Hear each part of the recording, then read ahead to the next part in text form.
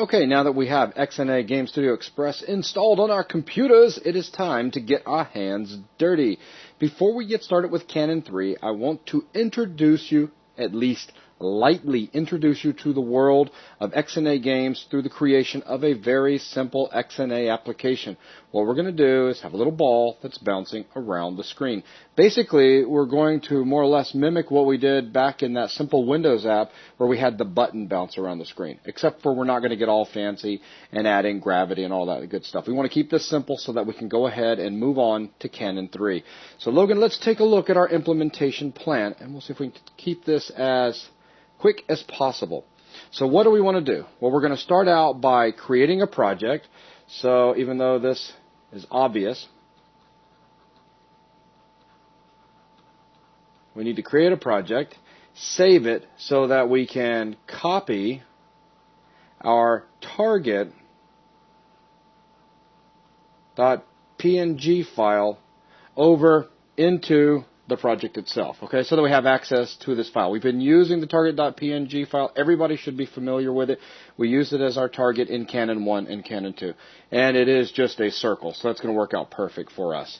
So after we do that, the next thing we need to do, now it's time for us to get serious. We're going to import the PNG file as an asset. So this is basically a resources section.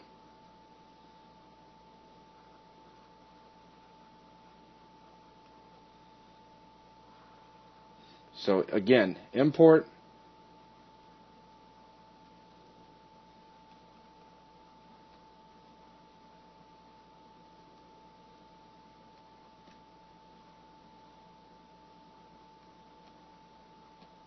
Okay, so import the PNG as an asset. This is something a bit different than what we've done in the past. In the past, we've always simply referenced a picture box, right? And the picture box is where we went out and we loaded a graphic in, okay? Here, we're going to load this in as an actual asset. It's not going to be sitting there in a picture box because we don't have picture boxes in XNA, do we, Logan? Right. Not only that, we're not going to be referencing the file directly. We need to have Visual Studio be aware of it so that we can load it as an asset. Exactly. And this deals with the XNA content pipeline in regards to exactly what's going on here. And that's something we're going to take a much closer look at in Volume 2 of this class. So once again, we're going to import the PNG as an asset. So once we get that imported, the next thing we're going to do is turn our attention over to variables because we need to set some up. So what kind of variables are we going to need? Well, we'll start out with some constants. So we're going to have, and we're basically what's going on here, Logan, is we're going to try to keep this as familiar as possible to everyone from Canon 1, Canon 2, and well, just about every application that we've written that's been visual so far. So we'll stay in the same theme of things with similar constant names. So of course we'll use things like screen width. So let me go ahead and throw in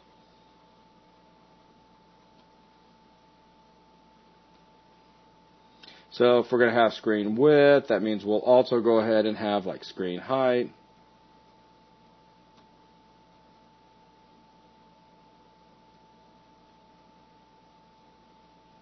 Now, we're going to deal with a ball that is bouncing around the screen. So how about we come in here and set up some velocities?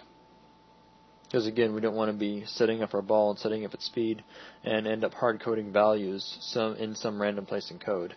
We want to keep with the practice of having constants that define the behavior of the application. Exactly.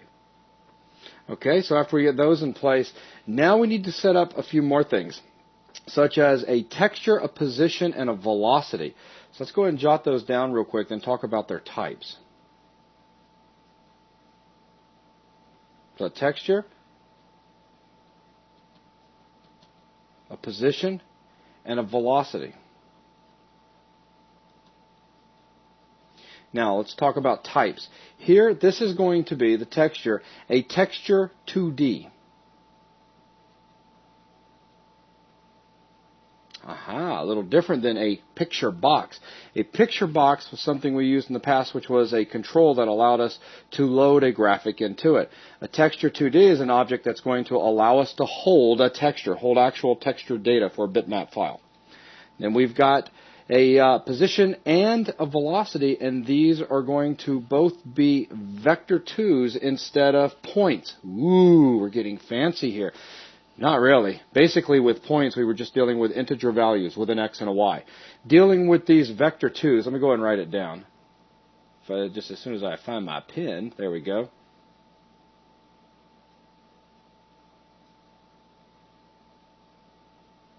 So again, vector 2, and same thing for velocity, vector 2. This time around, we're still dealing with an x and y, like I was just saying, except they're going to be float values. But we're going to get one very convenient thing dealing with a vector 2 that we did not have when dealing with a point, and that is the ability to simply combine or add these. So I could actually do something like this. Position plus equals velocity. Wow, I don't have to break out into my x and my y elements and start adding those individually and put them back in, and I don't have to create a new point and all that good stuff, right, Logan? Right.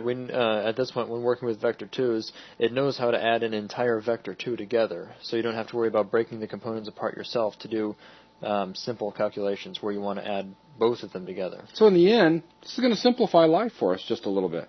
Now, why didn't we use that back over when we were creating our WinForm application? Well, we didn't have that available to us. This is something that comes along with the XNA framework. Now, of course, we could have got fancy and created our own vector 2 class if we wanted to, but that really would have gone outside the scope of what we were presenting at that time. Okay, so now that's pretty much, looking at our implementation plan here, that's pretty much going to wrap it up for our variables. So the next thing we're going to do is turn our attention to the constructor, which is going to get called here at the very beginning.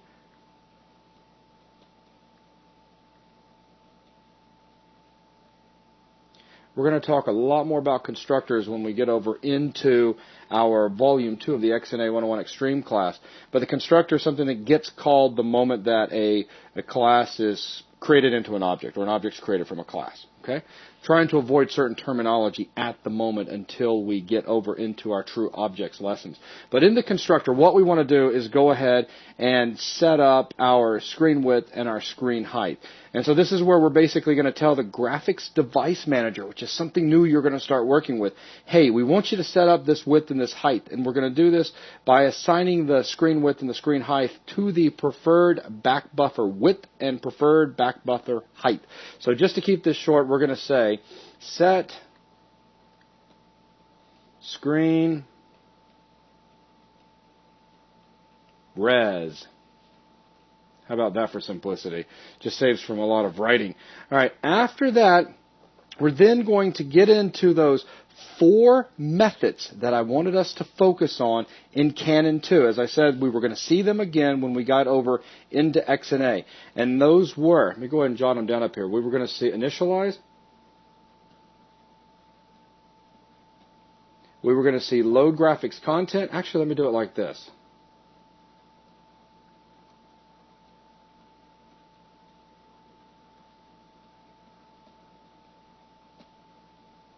We're going to see update,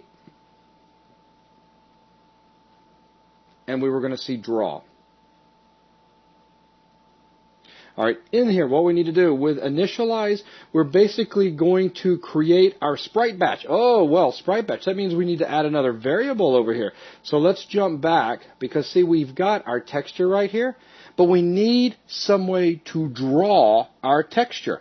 Now, when we were working with Canon 2, we had a picture box. It just handled it for us. We loaded the graphic in the picture box, end of story. All we had to do was position it.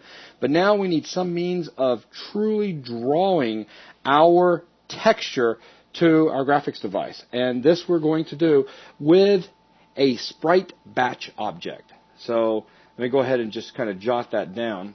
Let's see if I can figure out where I'm at real quick. There we go. So this is going to be one more variable I'm just throwing in here, which is going to be a sprite batch. That is an I. There we go. So, and its sprite batch is going to be of type sprite batch. All right, so, Logan, you wanted to add something to that? No, that's fine. Oh, okay. Sorry, I thought it looked like you were going to say something. Okay, so, and don't let this line confuse you. It's just another variable that is being added in. Okay, good. So now that we have that, now we've created the variable, we need to go ahead and create the sprite batch. So in initialize, this is where we will create the sprite batch.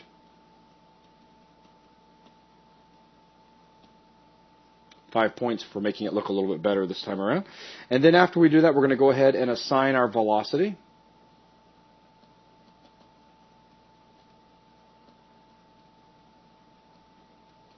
And that's all we need to do inside of initialize.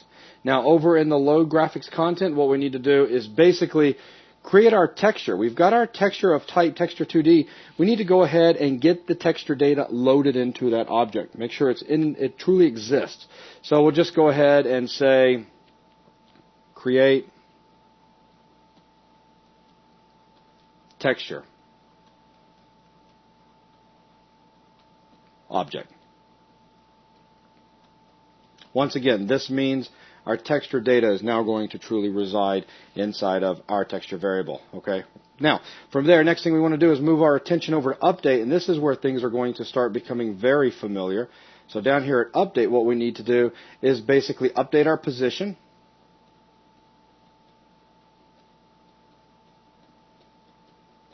And this should be familiar to everyone by now because all we're doing is saying position plus equals velocity.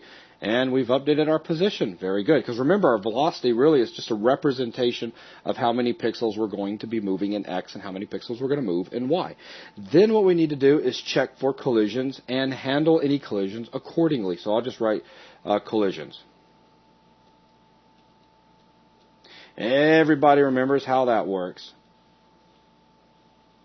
So here we are with our screen. We've got a ball that's bouncing, and we're just going to continue to look until we actually come into contact with something, and once we do, we'll simply bounce it off.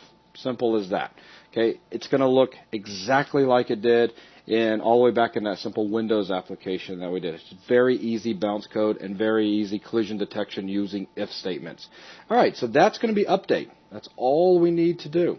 And then in draw, well, what do we need to do? We need to draw our texture.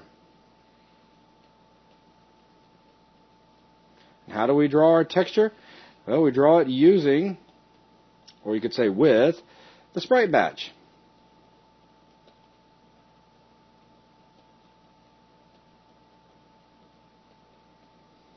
So with the sprite batch object, okay? So tell the sprite batch begin, and with sprite batch we can basically draw out a whole bunch of sprites.